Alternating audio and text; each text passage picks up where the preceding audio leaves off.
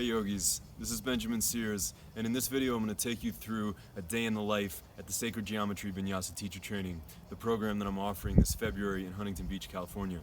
Every morning we'll start with 45 minutes of pranayama and meditation. Pranayama are breath control exercises.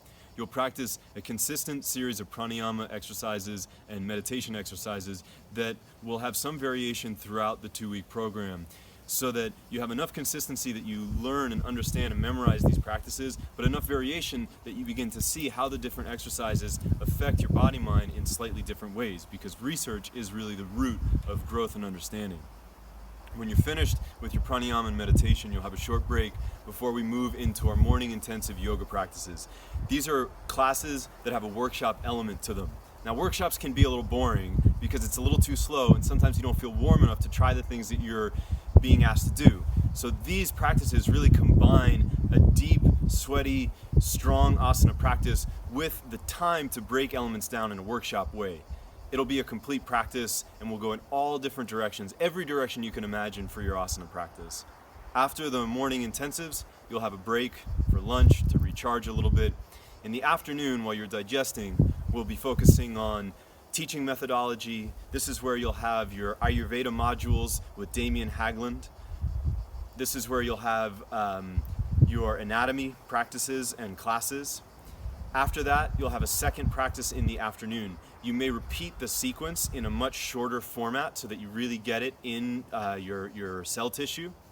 You may have a handstand and mobility module, because one of the things that we'll be offering in this training that you'll be immersing in is hand balancing and mobility from a beginner standpoint, which means that if you already have a handstand practice, you'll develop ways to share that with your students. And if you don't, you'll have great protocols for how to progress.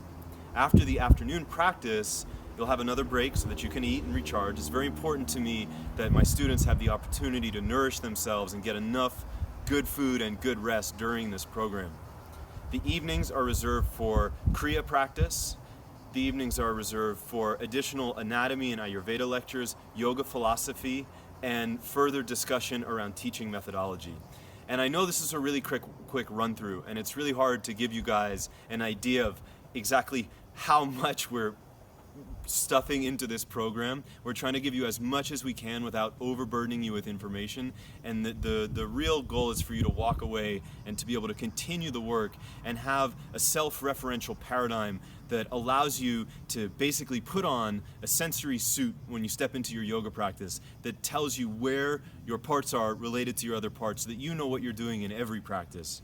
And then further, to also have a paradigm for orientation as a teacher, so that you can self-diagnose after every class you teach what went well, what could use a little work, and become the most effective teaching version of yourself. This training is all about finding your own authentic self outside of forcing you into a box of any one particular yoga style, but also learning the power of consistency and intensity. I hope to see you in February in Huntington Beach. There'll be more videos to come where I go a little bit more in depth about each aspect of the training that I discussed today. Talk to you soon. Namaste.